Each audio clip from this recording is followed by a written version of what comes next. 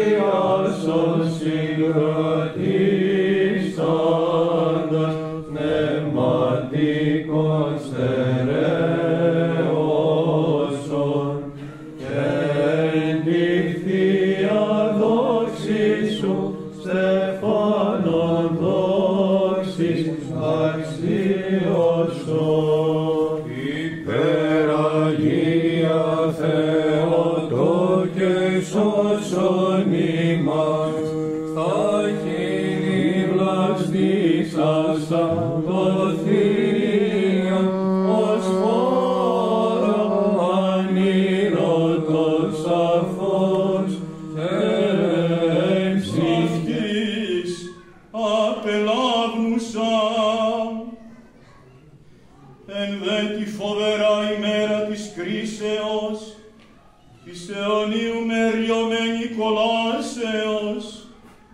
και της απορρίτου δόξης του σου Υιού και Θεού ημών, κληρονόμων μεν αποδεικνύουσα. Εις και τύχη μη δεσποινά μου, υπεραγία Θεοτόκε, δια της εις μεσητείας και αντιλήψεως, χάρητη και φιλανθρωπία του μονογενού σου Υιού, του Κυρίου και Θεού και Σωτήρος ημών, Ιησού Χριστού, ο πρέπει πάσα δόξα, τιμή και προσκύνησης συν το ανάρχο αυτού Πατρί και το Παναγίο και αγαθό και ζώπιο αυτού Πνεύματι, νυν και αεί και εις τους αιώνας των αιώνων. Αμήν. Και δώσει μην δέσποτα προς ύπνον απειούσιν, ανάπαυση σώματος και ψυχής, και διαφύλαξον ημάς από του ζωφερού ύπνου της αμαρτίας, και από πάσης σκοτεινής και νυχτερινής ειδιπαθίας.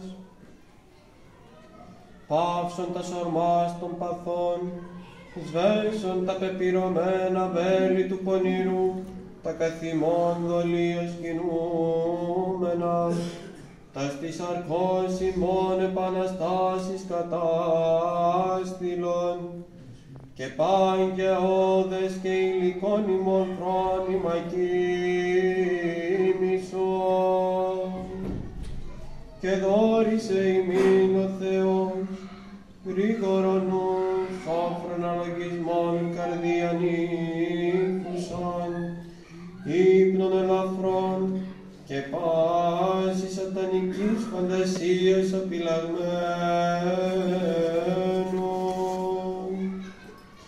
Διανάστησον δε ημάς εν το καιρό της προσευχής, εστηριγμένους εν τες εντολές σου, και τη μνήμη των σών κρυμάτων εν εαυτής απαράθραστον έχοντας.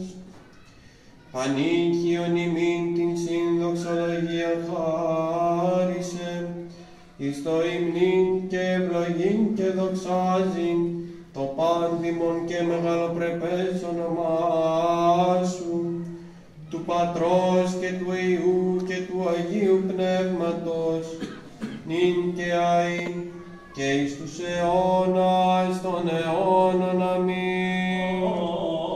Άρθενε, ευλογημένη Θεοτόκε, προσάγαγε την ημετέραν προσευχή, το Υιό σου και Θεό ημών και έτησε, ή να σώσει διασούτας ψυχάς ημών. Η ελπίς μου ο Πατήρ, καταφυγή μου ο Υιός, σκέπη μου το Πνεύμα το Άγιον, Τριάς Αγία δόξα σοι.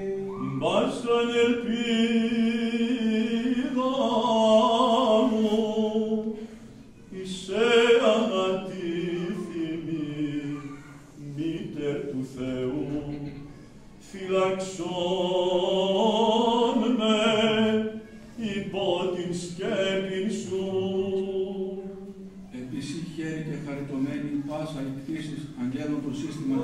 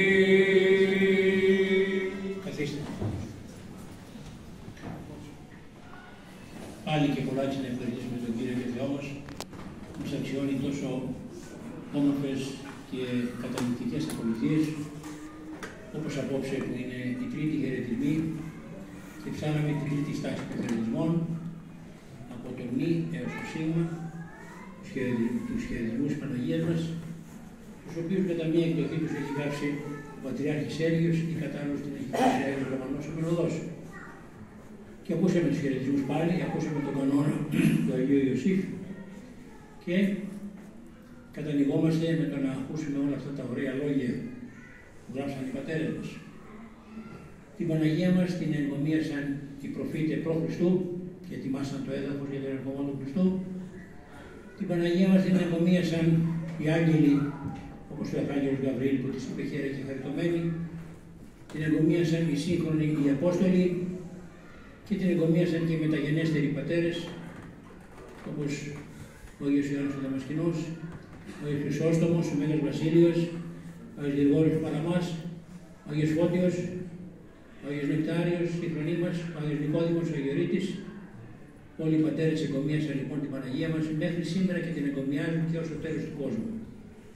Την ευγνωμονούμε, την ευχαριστούμε, την υμνούμε και τη δοξάζουμε μετά τον Θεό, διότι αυτή στάθηκε ανάμεσα στον Θεό και ανάμεσα στους ανθρώπους. Και έκανε τους ανθρώπους ιούς του Θεού και έκανε τον Θεό ιών του ανθρώπου.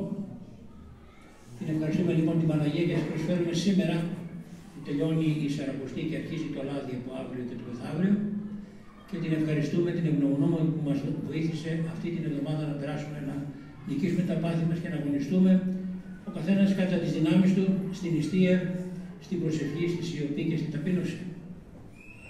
Μας βοηθούν οι Άγιοι στον αγώνα μας. Θα θέλω να σας κάνω ένα κήρυγμα, το οποίο είναι λίγο συνήθιστο.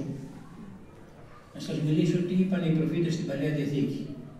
Τα ακούμε όλα αυτά στα τροπάρια και λέμε τι σημαίνει εκείνο, τι σημαίνει το άλλο, τι σημαίνει το άλλο και δεν ξέρω. Ο προφήτης Δανιήλ πάλι την βλέπει ως όρος, αλλά την ονομάζει ανατόμητον όρος. Και τι σημαίνει ανατόμητον όρος. Και ακούμε ότι ο Χριστός είναι λίθος, θυμάστε το τροπάριο που λέει λίθος αχειρότιμητος όρους εξαλλαξεύτους παρθένε. Και την Παναγία την ονομάζουν αλλάξευτον ή ανατόμητον όρος. Πού είναι αυτό, στον προφήτη Δανιήλ. Ο προφήτης Δανιήλ, ο Ναβουχοδονόσορ είδε ένα όνειρο και δεν το θυμόταν. Και καλεί όλους τους μάγους και λέει: πέστε μου το όνειρο. Λέει: μα τι να σου πούμε, τι να σου πούμε. Πες μας το όνειρο να το εξηγήσουμε. Εμείς δεν ξέρουμε, δεν μπορούμε να προβλέψουμε τα όνειρα. Και λέει: θα σας σκοτώσω έναν ένα. Και πάει στον προφήτη Δανιήλ και του λέει: Δανιήλ, δώσε μου 3 μέρες να προσευχηθώ να μου το αποκαλύψει ο Θεός. Πράγματι λοιπόν πάει 3 μέρες, προσεύχεται συνέχεια και το αποκαλύπτει ο Θεός. Και του λέει ο Δανιήλ, του βασιλιά του Ναβουχοδονόσορα. Λοιπόν, του λέει, βασιλιά του λέει, είδες ότι υπήρχε ένα τεράστιο άγαλμα, ψηλό άγαλμα. Το κεφάλι του ήταν χρυσό, το άγαλματος, το στήθος ήταν ασημένιο, τα χέρια και η κοιλιά ήταν χάλκινα και τα πόδια λίγο ήταν πύληνο και λίγο ήταν σιδερένιο. Και όπως το έβλεπες αυτό, βασιλιά μου, θα το πω πώς το λέει ο προφήτης. Απετμήθη λίθος εξόρους άνευ χειρός. Μετάφραση.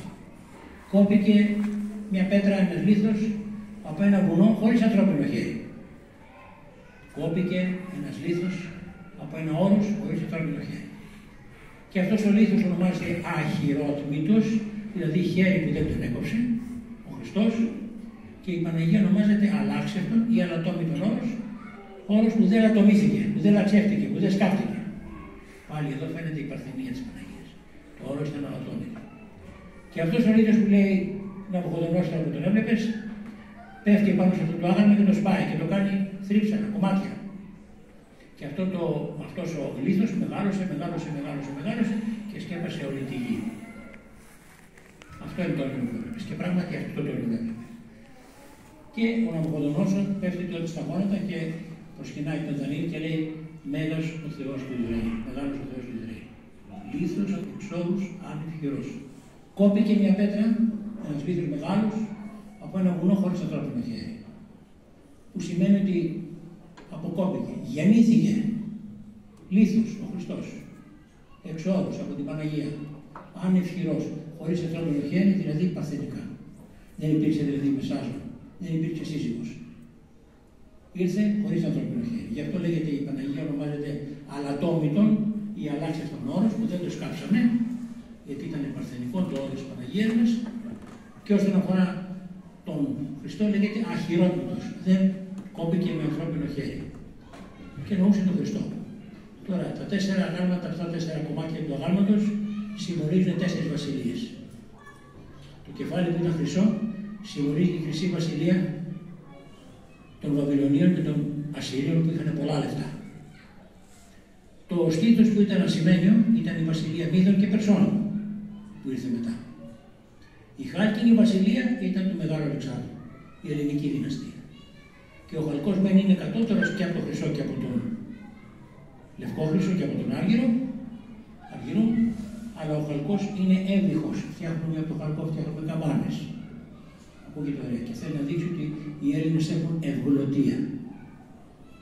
Γι' αυτό ήταν χάλκινος. Ήταν η ελληνική βασιλεία. Και τα πόδια ήταν, λέει, ένα κομμάτι ήταν πύληνο και ένα κομμάτι ήταν σιδερένιο. Είναι η σιδηρά βασιλεία των Ρωμαίων. Όπου το μείγμα χάλκινο, το μείγμα πύληνο και σιδερένιο είναι το μείγμα των εθνών. Αλλά ήταν η σιδηρά βασιλεία, η βασιλεία των Ρωμαίων, όπου στα χρόνια εκείνα γεννήθηκε ο Χριστός και συνέτριψε τις 4 βασιλείες και έγινε βασιλεύς των βασιλείων και κύριος κυρίων. Ο Χριστός μας βασιλεύς των αιώνων. Βλέπετε λοιπόν τι λένε οι προφήτες, πώς έχουν προφητεύσει τον Χριστό μας. Ονομάζουν και την Παναγία μας, την ονομάζουν ανατόμητον όρος, αλλάξευτον όρος, τον ονομάσανε κατάσχιον όρος, σκιερότατον όρος. Πάλι ο προφήτης Ισαΐας κάπου λέει, ο Θεός λέει, έρχεται νεφέλη κούφι σε μια ελαφρά νεφέλη. Νεφέλη κούφι σημαίνει ελαφρά νεφέλη. Και νεφέλη κούφι είναι η Παναγία, ελαφρά νεφέλη, η οποία δίνει την παρθενία της και ο Θεός ήταν στην ελαφρά νεφέλη. Ή αλλού λέει, ο Θεός έρχεται σε ένα άρμα. Γι' αυτό λέει, όχημα Πανάγιον του επί του Χερουβίμ. Έτρεχαν τον είχαν δει σε όραμα του Θεού. Ο προφήτης Ισαΐας τι είδε πάλι, ένα όραμα. Καθόταν μέσα στον ναό του Σολομώντος και εκεί ήταν το θυσιαστήριο και κάποια στιγμή τι βλέπει να κατεβαίνει μέσα στον ναό και τον είδε στον θρόνο. Και τότε σκύβει ο Ισαΐας και λέει, εγώ ο ανάξιος, ο αμαρτωλός, μπορώ να δω το Θεό να έρχεται πάνω σε ένα θρόνο. Θρόνος η Παναγία, Θεός ο Χριστός. Και να θυμηθούμε την υπαπαντή, η Παναγία μας κρατάει στα χέρια του Χριστό και το προσφέρει μέσα στον ίδιο τον ναό, στον ναό του Σολομώντος. Βλέπετε, θρόνος Παναγία, ο Χριστός, γι' αυτό λέμε ότι είναι θρόνος του επί του Χερουβίμ, είναι θρόνος η Παναγία μας που κρατάει τον Χριστό, γιατί κράτησε τον Χριστό στα χέρια της. Εκτός από θρόνος. Στο ίδιο σημείο πάλι λέει κάποια στιγμή, εμφανίζεται ο Θεός και λέει: θέλω να στείλω έναν προφήτη να στείλω στον κόσμο. Μπορείς να πας να κηρύξεις τον κόσμο και να πεις στους ανθρώπους να μετανοήσουν. Και λέει ο Ισαΐας: τι να πω, εγώ είμαι ένας αμαρτωλός. Θεέ μου, πώς θα κηρύξω. Και του λέει: καλά, περίμενε. Φεύγει γύρω-γύρω από τον χρόνο, γύριζαν τα εξαπτέρυγα σεραφείμ. Τα εξαπτέρυγα με 6 πτερίγια. Οι άγγελοι που είχαν 6 πτερίγια. Με τα 2 πτερίγια λέμε ότι κλείναν τα μάτια τους, γιατί δεν μπορούσαν να αντικρίσουν τη δόξα του Θεού. Με τα 2 κρύβαν τα πόδια τους για να κλείσουν τη γύμνια τους και με τα 2 πετούσαν. Εξαπτέρυγα. Τα περίπου εξαπτέρυγα που τα βγάζουν τα παιδιά. Και εκεί λοιπόν τα εξαπτέρυγα, ένα εξαπτέρυγο φεύγει το χρόνο και πάει εκεί που ήταν αναμένα κάρβουνα που κάνουν τις θυσίες και παίρνει μια τσιμπίδα, πιάνει ένα κάρβουνο και το πάει στο στόμα του Ισαΐα. Το κουμπάει στο στόμα. Και του λέει: τώρα καθαρίστηκαν όλες οι αμαρτίες σου. Τώρα κάηκαν οι αμαρτίες σου. Τέλειωσε. Λοιπόν, και γι' αυτό ακούμε στους ύμνους πάλι, ακούμε πάλι η λαβήση μυστική. Βλέπετε, ο άγγελος δεν έπιασε κατευθείαν το κάρβουνο να το βάλει στο στόμα του Ισαΐα για να του πλύνει τις φωτιές, αλλά τι έκανε, με τη λαβίδα. Λαβίδα είναι η Παναγία. Η λαβήση μυστική. Λαβίδα είναι η Παναγία και το κάρβουνο ο Χριστός που το έφερε στον κόσμο και όπως έπινε τις αμαρτίες του Ισαΐα στο στόμα του, έτσι ήρθε ο Χριστός ως άνθρακας για να πλύνει τις αμαρτίες. Πάλι λαβίδα η Παναγία. Βλέπετε. Ήταν η κυβωτός της Διαθήκης. Η κυβωτός και μέσα της πλάκης. Κυβωτός και μέσα της πλάκης. Πλάκες του νόμου είναι ο ίδιος ο Χριστός και η κυβωτός της Διαθήκης που ήταν μέσα είναι η Παναγία μας. Γι' αυτό λέμε Κιβωτός, την Παναγία μας. Και ψάχνουμε και λέμε ανάστηθη Κύριε στην επαυσή σου, σύ και η Κιβωτός του Αγιασματός σου. Αυτό το λέμε στην κοίμηση της Θεού. Βλέπετε πόσες προφητείες, να μην σας κουράσω άλλο. Αυτό θέλω να σας πω. Μια θήκη, μια λαβίδα, κάτι το οποίο κράτησε μέσα του ένα πολύτιμο σκεύος. Και το σκεύος που κράτησε είναι η Παναγία μας και το πολύτιμο σκεύος που ήταν μέσα είναι ο Χριστός μας. Έτσι λοιπόν να ξέρουμε ότι και οι προφήτες προφήτευσαν και ετοίμασαν το έδαφος για τον ερχομό του Χριστού μας. Ας τα βλέπουμε λοιπόν όλα αυτά και να ξέρουμε ότι ο Χριστός μας ήρθε και ετοίμησε ιδιαίτερα στην Παναγία μας. Και τι είπε ο Αρχάγγελος, χαίρε και χαριτωμένη Μαρία, ο Κύριος μετά σου. Το και χαριτωμένη να δούμε. Και χαριτωμένη σημαίνει πλήρης θείας χάριτος. Πλήρης θείας χάριτος. Ας λένε οι Προτεστάντες, ας λένε οι μάρτυρες του Ιεχωβά, ότι η Παναγία ήταν μια απλή γυναίκα. Λάθος. Η Παναγία ήταν και χαριτωμένη, πλήρης θείας χάριτος για να δεχθεί στην κοιλιά του στον Χριστό. Και δεν μετά δέχτηκε τίποτε άλλο. Έμεινε τίποτα, έμεινε παρθένος. Συνέχεια. Καταλάβατε. Ο Ιακώβ την είδε ως κλίμακα, κλίμαξε κουράνι της, κατέβηκε ο Θεός, κλίμακα, σκάλα, που την είδε να κατεβαίνουν οι άγγελοι. Και πάνω στηριζόταν ο Θεός. Κλίμαξε η Παναγία, Θεός. Αλλού βλέπετε πολλές προφητείες, να μην κάθομαι και σας κουράζω τώρα, αλλά διαβάστε προσεκτικά. Τα λένε αυτά ο Άγιος Γρηγόρης ο Νήσης και άλλοι Άγιοι Πατέρες και τα γράψανε εκεί οι γράφοι μας για να ξέρουμε ότι προετοιμάστηκε το έδαφος από την Παλαιά Διαθήκη. Και σήμερα την τιμούμε την Παναγία μας και ψάλουμε το χέρι και χαριτωμένο χέρι κοντά σου και περιμένουμε κι εμείς να φέρει τον Χριστό κοντά μας, να έρθει μέσα στην ψυχή μας, γι' αυτό και ο άνθρακας συμβολεί στη Θεία Κοινωνία. Και όταν το έβαλε στο στόμα του λέει, τούτο λέει τις αμαρτίες σου καθαρή και τις αμαρτίες σου καθαρή και τις αμαρτίες σου περικαθαρή. Αυτό το λέμε στη Θεία Κοινωνία. Όταν εμείς πίνουμε και από το Άγιο Ποτήριο το σώμα του τέμου του Χριστού, αυτό θα μας καθαρίσει δηλαδή τις αμαρτίες μας. Όπως είπε ο Άγγελος, όπως είπε ο Θεός στον Ισαΐα, καθάρισε τα χείλη του. Έτσι και εμείς τρώμε τον Χριστό μας και μας καθαρίζει. Ας κάνουμε λοιπόν τον αγώνα μας και εμείς και να μην φοβόμαστε. Να μην στεναχωριόμαστε με όσα γίνονται. Σίγουρα στεναχωριόμαστε με τα όσα αποφασίζουν οι ισχυροί και οι δυνατοί της γης. Δυστυχώς, όπως ξέρετε, οι δικοί μας ηγέτες είναι πιόνια και είναι πιόνια των σκοτεινών δυνάμεων, της CIA, των Αμερικανών και φυσικά όλων εκείνων των σιωνιστών και να μην πω και των σατανιστών, οι οποίοι δυστυχώς τους κατευθύνουν και θέλουν το κακό μας. Εμείς όμως δεν θα προσκυνήσουμε τον άνθρωπο του σκότων, άρχοντα του σκότους, θα προσκυνήσουμε τον Χριστό μας. Δεν φοβόμαστε τίποτα. Και μαρτύρια να έρθουν και πείνα και φόβος δεν φοβόμαστε τίποτα. Γιατί έχουμε τον Χριστό κοντά μας. Και οι πύλες του Άδου λέει ότι ισχύσουν αυτοί. Δεν κρεμίζει η Εκκλησία. Δεν φοβόμαστε. Θα υπάρχει και θα υπάρχει πάντοτε μέχρι το τέλος του κόσμου. Γι' αυτό ο Χριστός μας λέει στο καταμαθαίον Ευαγγέλιο που τελειώνει: «Ιδού εγώ με θυμονή πάσα στα ημέρας έως τις συντελείες του αιώνος. Θα είμαι μαζί σας όλες τις ημέρες μέχρι το τέλος των αιώνων». Δηλαδή, μέχρι το τέλος των αιώνων που θα είναι και θα έχει παρουσία, ο Χριστός μας θα είναι μαζί μας. Το θέμα είναι όχι εκείνος να μας αφήσει, δεν μας αφήνει. Ποτέ. Εμείς δεν τον αφήσουμε. Να αγωνιστούμε εμείς με την αρχική, αλλά εμείς τον αφήσουμε, δεν μπορεί με το ζώο να μπει μέσα στην ψυχή μας. Χρειάζεται εμείς να ανοίξουμε την ψυχή μας και να το δεχτούμε να έρθει μέσα. Έχω πει και άλλες φορές ότι η ψυχή μας είναι σαν μια φωτογραφική μηχανή. Τι χρειάζεται μια μηχανή για να βγάλουμε φωτογραφίες? Φως και κλικ. Το φως και το κλικ. Το φως είναι απ' έξω που θα έρθει για μια σκοτάδι, δεν βγαίνει φωτογραφία και άμα δεν πατήσω και εγώ το κουμπάκι το κλικ, δεν έρχεται μέσα το φως. Το φως λοιπόν στην ψυχή μας είναι ο Χριστός, είναι απ' έξω και το κλικ είναι το άνοιγμα της ψυχής μας, το άνοιγμα του διαφράγματος για να μπει μέσα το φως. Χρειάζονται και τα δύο. Και η Θεία Χάρις και η ανθρώπινη θέληση. Η Θεία Χάρις υπάρχει και θέλει να μπει μέσα μας. Αρκεί εμείς να έχουμε την ψυχή μας και τη θέλησή μας. Γιατί με τη βία ο Θεός δεν θέλει να μπει μέσα. Μας έχει κάνει ελεύθερος. Όπως εκείνος είναι ελεύθερος και μας λέει ελεύθερα. Αν θέλετε, μ' αγαπάτε. Δεν θέλετε, μ' αγαπήστε, κάντε ό,τι θέλετε. Αλλά μην λέτε ότι είστε παιδιά μου, αν δεν με θέλετε. Εμείς είμαστε παιδιά του Χριστού όταν ανοίγουμε την καρδιά μας και δεχόμαστε τον Χριστό μέσα μας. Αυτό λοιπόν να αγωνιστούμε όλοι μαζί για να αξιωθούμε και να ζήσουμε και την Ανάσταση και φέτος και να αξιωθούμε τις βασιλείες των ουρανών. Αμήν. Διευχών των Αγίων Πατέρων, Κύριε Χριστέ, Θεός, επανελέησον ημάς.